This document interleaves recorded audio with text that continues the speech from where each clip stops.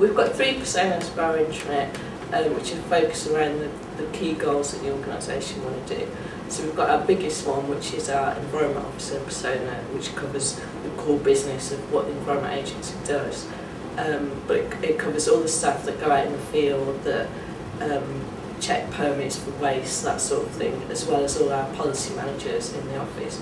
And what they need to do is find out about the relevant legislation and basically work out how to do their jobs properly. So that's our biggest audience. Then we've got this one called line manager, because they have unique needs. That's Marcia instead. But Marcia basically wants to go and find out how to manage your team, how to manage your budgets, that sort of thing. So again, a lot of forms, how to get appraisals, how to recruit staff, guidance, that sort of thing.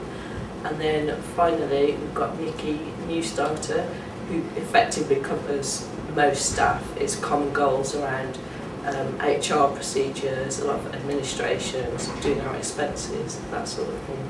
So that's who our 3 personas are. It was quite a long and intensive process, and we worked with a company called Web Usability Partnership to do the work.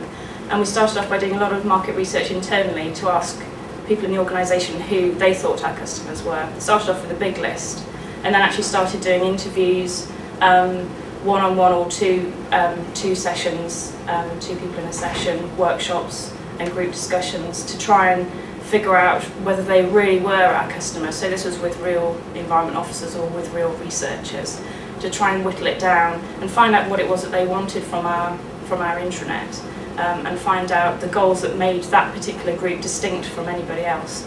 And so eventually we came up with a short list of people with really specific needs from our sites, so with the premise that if we get it right for these people, then we'll get it right for most people.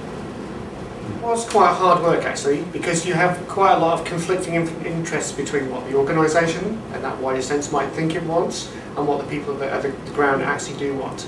And so you have a tension develop quite quickly between those. And so you have this great list of things that people want to do, and then you have to go back and say, well, do you want to support it? It's about determining which ones we decided we were going to support. So it's a bit of an iterative process to kind of get down to that, from that big long list for those things that people wanted to do, to the ones that the organisation felt comfortable about supporting. Once we've got the shortlist, we then sort of put the actual persona together, so put the details in, put a bit of life and context around them to sort of bring them to life, so that our publishers can use them as a tool and really get to understand them as customers. Our organisation is quite a science-based organisation, very objective.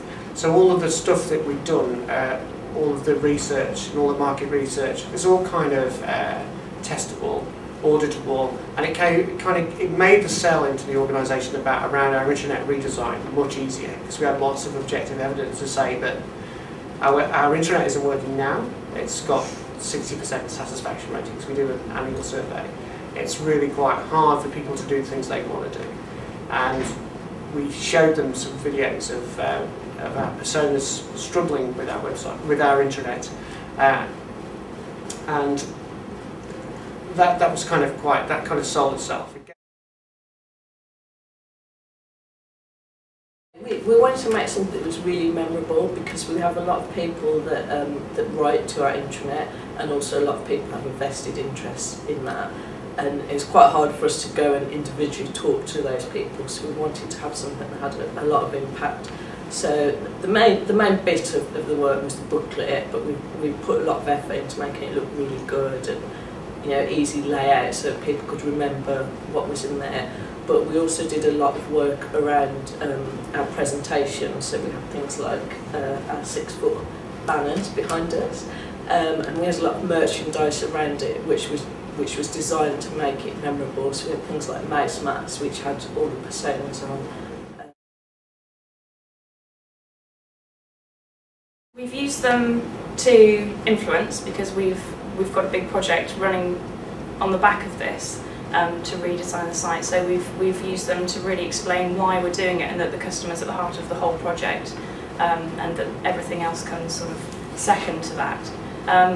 And we've also used it in the project itself, so the new site, the new information architecture, and the designs have all been created with the user at the centre of it, basically.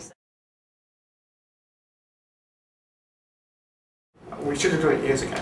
I mean, crikey, we struggled for so long to try and make some headway in getting our sites reorganised, and this gave us the validation to do that, gave us the reason to do it. So.